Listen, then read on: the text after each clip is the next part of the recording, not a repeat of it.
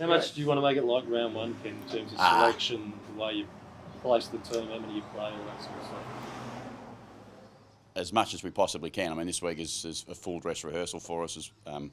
Whether that be players, numbers, type of attitudes, and things that you want to have in round one. We certainly need to be making sure we're very, very close to our absolute round one attitude and performance. So how many are you assigned to the game? 23, 26? 20. We'll hopefully play 23, and if we'll have one or two others just in case, because we won't then, if there's any minor injuries and stuff that you normally would possibly take a risk in a game, you just don't need to do that. So that's the only buffer I'd say, is that 23 with 4 or 5 maybe being used if needed.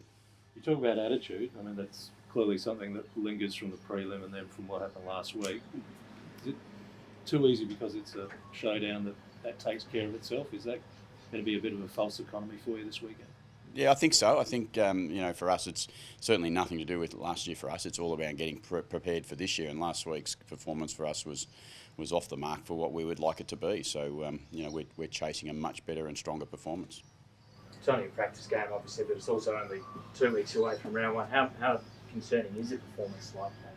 Oh, we'll get you on edge, and you should be always on edge, I suppose, in this game. But for us, it's one that we want to take no risks with, and 2 weeks is not a long time for round one. I think you're entitled to acknowledge that we're getting really close to the start of the season, and we certainly need to be able to perform much closer to what our best is. Aside from attitude, what are some other things that you thought will work on from the game? Well, I think some of the challenges when you've got your first game and your first trial game is you put a lot of numbers through there, so that can create disruption as well. And you've got 30 people in your squad.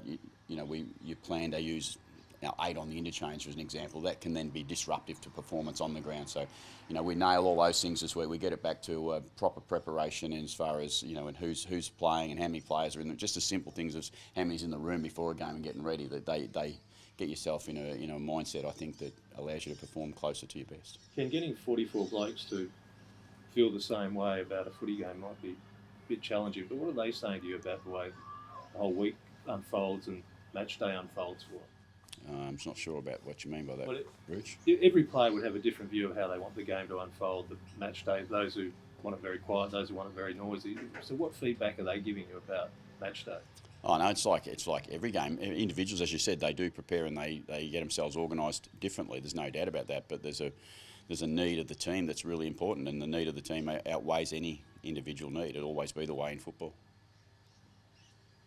Ken, have you noticed a real urgency with the likes of the veterans, Travis Boak and Robbie Gray, with the urgency in their clock ticking on their careers, just about what they can get out of this season?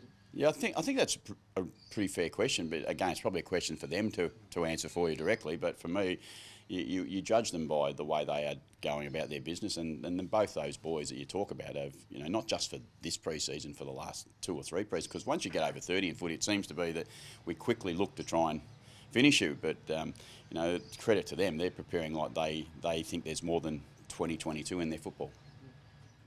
Updates on Powell Pepper and Lysette.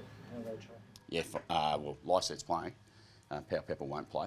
He'll be fine for round one though, and unless he gets a setback, he'll be absolutely. Look, he ran yesterday, so he's not too far away. He could, if we played even next Saturday, I think he'd be able to play. And what about Charlie? Was he? Charlie's running this week. He has been running. He's had 2 runs at least already this week, so he's potential to have a 3rd one tomorrow. All things being equal, he's going to do what I said last week. He's going to push really strongly for round one, but again, it'll be without risk. Will we see anyone tomorrow we didn't see last week? No. What did you make in the end of what was happening at contest and the way Gold Coast was using handball to get away from you again and put speed on the game that way? Oh no, I think we probably just didn't win enough of those contests ourselves. We had our opportunities. We had plenty of possession. I think in the end of that game, we had 100+ possessions in the game, but we just didn't maximise our possession, which was clear on the scoreboard in itself with the number of points that we kicked. But we had plenty of possession of the football. We just didn't move the ball the way we'd like to, or handle the ball as cleanly as we would have liked to. And we've trained really well for those things, so it's not like we haven't had good preparation going into them. We just didn't execute at the level we needed to last Friday. But is it still relevant that if you don't do well at the contest, you're going to do poorly on the scoreboard? Is that still the issue of Port Adelaide? For 18 teams in the competition, I think that's relevant. I think it's very relevant. If you don't do any good at the contest, you're going to be in trouble. But yes, we are one of those teams, and we definitely are working really hard in improving our method in and around and away from contest.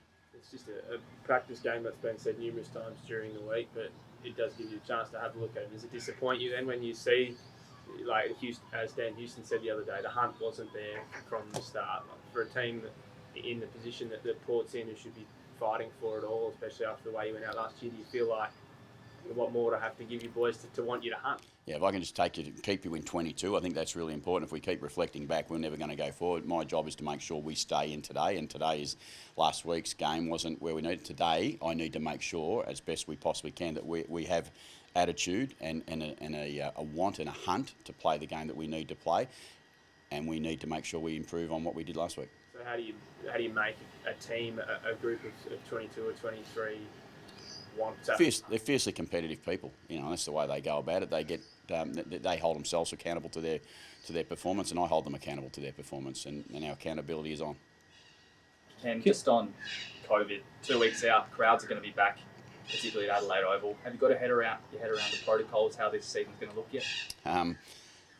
Yes, within reason, but I think the flexibility of the competition over the last 2 years is still going to remain and still going to be needed, and you're going to not always have the 100% answer. You've got to prepare with everything you know and then go above and beyond, and we're ready to do that, and we have been for 2 years, and the competition's done an amazing job to support that all the way through. Just watching last night's game with some people at the football again was a nice, healthy thing to see. I think it's an expectation that we want to be close to normal. Do you almost expect that at some point during the year you're going to have to need supplementary players? Someone's going to be caught out with close contact? No, I think we'll certainly expect that we will have people in those circumstances that will be not available, and for whether that is that they have or haven't got COVID, or whether they are a closer contact or not. I think we've got to, as I said, I've mentioned this I think last week, that we've got a nice deep list. We've got to make sure that we manage and use our list the best we can. I'd be surprised, it doesn't mean I'll be right, I'll be surprised if we have to go outside our list. So how have you dealt this week without Chad Corns, because it is close contact? How have you managed that one? As you knew, with when there has been players away through the pre-season, we've had other coaches away at different times through pre-season because of COVID.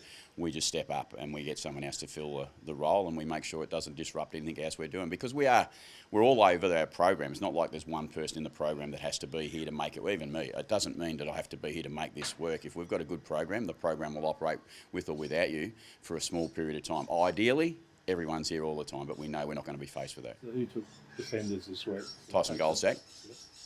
The club's tempered the expectations a little bit on Josh, given he's played so few games in the last couple of years. What would you take out of his effort on the weekend? Yeah, no, I think Josh has grown really strongly in his first full pre-season, and temper's probably not, I don't think it is the right word. I think we're just being cautious around the fact that he hasn't played much football, and physically there's some challenges with that when you've only had 6 games of football and you come into an AFL program that you might train 3 times a week at 100 minutes a day, and it can test you and challenge you to physically stand up. And as a young player, one thing we do know, in their first year they get very tired very quickly, and we're just mindful of that with Josh and Dante and any other younger, Jace Burgoyne, all the younger players that we bring into our program every year. So, I've always been of the opinion that rest is not something they need unless they genuinely are out on their feet. I think we sometimes look for rest. I don't.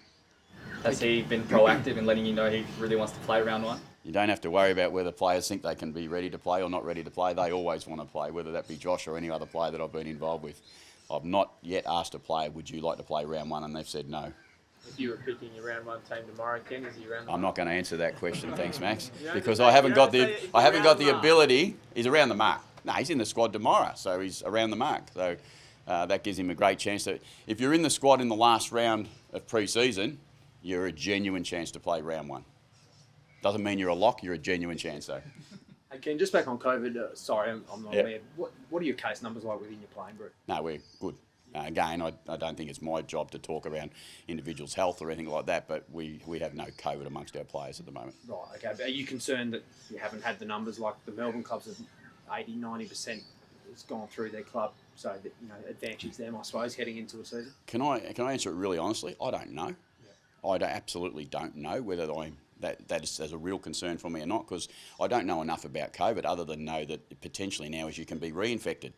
So if you've had it or you haven't had it, is it a bonus or is it not a bonus? Do you walk around trying to get COVID? All those things. All I know is people, unfortunately, are losing their lives with COVID, and the less people who get it, the better for me, and I don't want to take any chances with it. Kim, what have you learned about your second ruck option?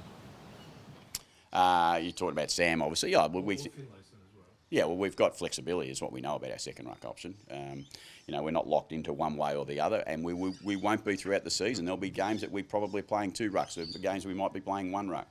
There'll be games where we're challenged to do it slightly different again, and within games we'll be challenged to do it differently. So I think it's really hard to sit there and say, well, we're actually going to do it this way all the way through. We have a game style we like to play, but sometimes you have to be flexible within that game style with the personnel you have available.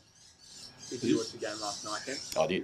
What did you think of the way the... I love Vossi's first game as official coach, and back in the city, we've done a great job. Take some credit for that. No, I don't. I think Michael should take a lot of credit for that because he's a fiercely competitive person I have great respect for, and I wish him all the best. What did you make of the way the new umpire dissent rule was interpreted and the way Max, it played out last what night? did you make of it? No one cares about my opinion, Ken. Your opinion is much more valuable to... I was really clear what to expect, and was I surprised? No. So I hope that answers what you want, because I thought it was going to be pretty clear that the outcomes were going to be quite severe early. Severe is probably the wrong word. They were going to be right on top of them early, and I don't think anyone who watched the game, I listened to some of the commentary around the game, I don't think they were surprised by it either, because the memos and the updates were going out regularly. So, but it will take some adjustment. People will make mistakes. They're humans. They're emotional. They get fired up to play this game, and sometimes they step over the line. We understand 100% umpire respect is at the top of the agenda, and it should be. So Do you it's think a that 50-metre adjustment has to penalty. come on both sides, or will it just be the players need to learn this is now where it is? It's like any new rule we get, Max. They see it and they adjust really quickly. You'll be surprised, I think, how quickly they make the adjustment. I think it's a really strong and an immediate need to have that adjustment too for the game. So I think that'll be fine for players, and if they step over the line, they'll pay the price. So the It's memos 50 have gone metres. out. The memos have gone out, but have you actually given any particular message about that interpretation? Yeah, I wouldn't be doing my job 100% if I hadn't done that, and we certainly do our job really well, and our players are fully aware of what the adjustments look like and the consequences of those adjustments.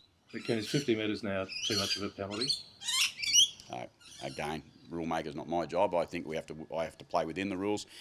Do I know that that's the consequence? Yes, I do, so deal with it.